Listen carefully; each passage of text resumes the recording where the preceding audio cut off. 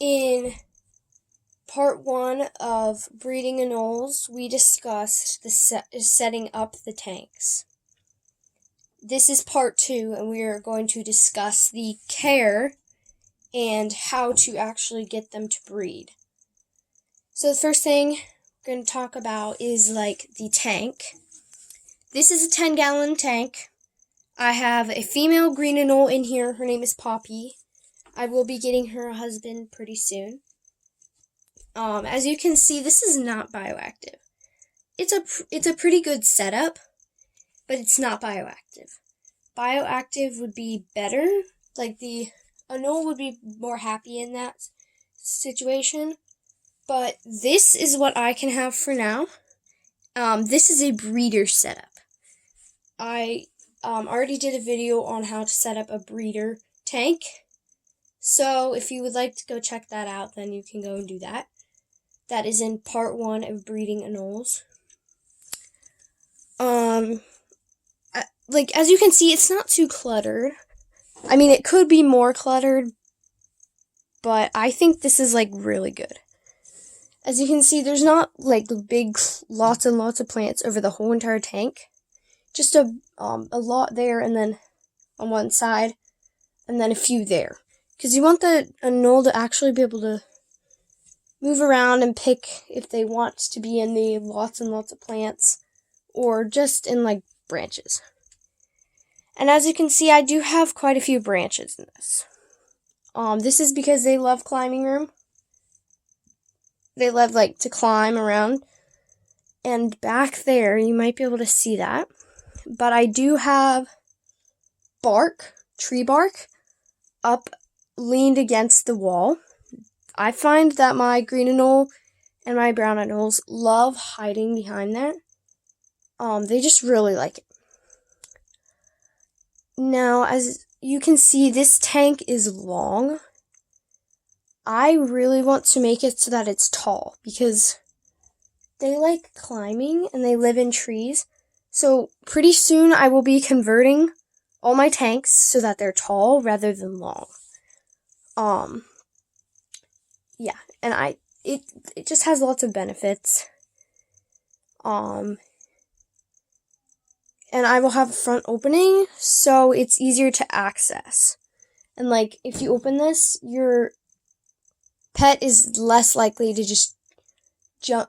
Your pet is likely to just jump out of this because they hang out near the top than it would be if it had a front opening. This is a 10-gallon. You can keep up to 2 anoles in a 10-gallon. Make sure it's only 1 male and 1 female, or 2 females. Only get a male and a female if you intend to breed, because they will breed, and you better be prepared. I will do more videos on breeding. This is only part 2. I will have lots of parts, maybe 4 or 5, possibly more. But anyways, if you have a 20-gallon tank, you can keep up to 6 in it. Again, only 1 male. Now, it's better to have less in a tank, but they would be fine with 2 in this sort of setup, or this tank, this 10-gallon tank. They might be a little happier if it was only 1 of them. And in a 20-gallon tank, they would be happier if it was only 1 of them, or a few of them. Now, if you look it up, it'll say up to 6 in a 20-gallon tank. I think that it should be up to 4. Because 6 anoles in a 20-gallon tank, that's only double this. So it's double the amount of space. If you can keep 2 in here, then that'd be 4 in the 20-gallon. But it's really up to you. I would only keep up to 4 in a 20, but you can do what you want and what's best in your situation. Yeah, okay, so I think we discussed a lot about the cage. So, now they will drink out of a water dish. I have one right there. But they won't really that much. So it's best to spray their cage with clean water in a sterile water sprayer about 2 to 4 times daily. This will give them a chance to be able to drink water droplets off of the side of their cage and the leaves and branches, because this is what they would do in the wild. They wouldn't drink from standing water. I mean, they're little lizards. They wouldn't drink from standing water, because they would, if they fell in, they wouldn't be able to get out very easily. And then you can see my lighting right there. My UVB light is not working, so I'm in the middle of getting light bulbs. But this is my heat lamp. You only want heat on one side of the cage. And you want lots of plants and branches underneath it.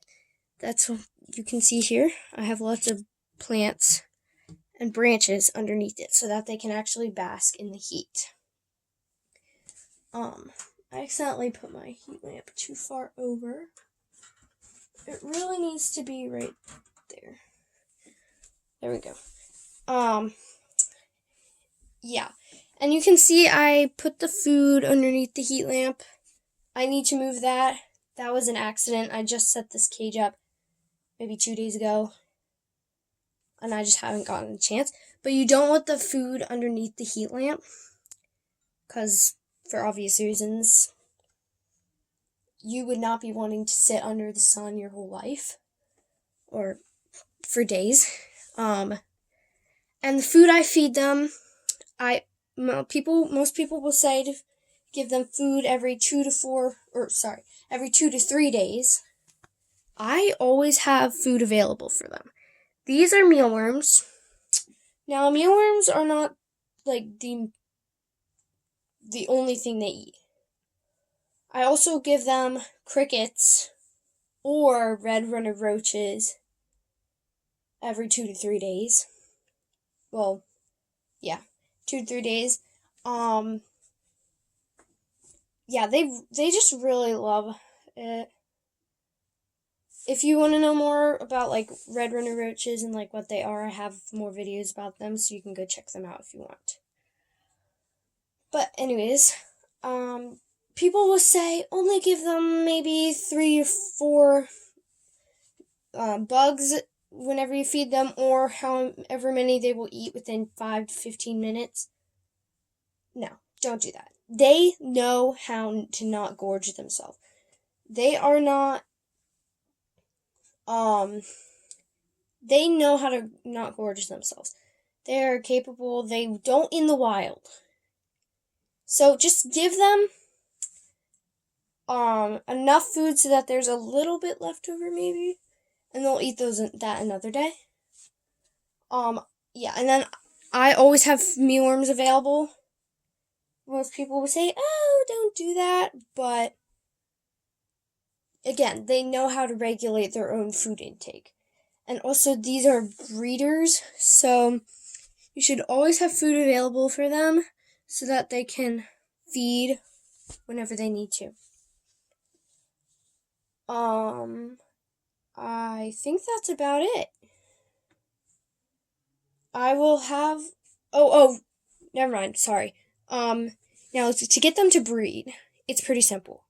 You put a male and you put a female, and you put a pot with dirt. Now I don't have a pot with dirt in this cage because I don't have a male in there yet, so no eggs if there's no male. This is a pot of dirt in my brown anole breeder setup. Lights are off right now because it's nighttime. But that's, and you always want the pot of dirt available to them. And the pot of dirt makes it so easy to just pull it out and look for the eggs in there, because they lay their eggs in the dirt. I mean, they will lay their eggs in the sphagnum moss. So, it is what it is. I when she actually starts laying, when I actually get a male, I will actually put leaves on the bottom because they will lay their eggs in the sphagnum moss. And that totally defeats the point of the pot of dirt. Yeah. And I will have more videos on the baby care and like how to hatch their eggs and all that stuff. But it's not terribly hard to just put a male and a female together and provide them with places to lay their eggs. That's pretty easy. The baby care and hatching the eggs is 100% harder, let me tell you. I will make more videos on that. But until next time, bye!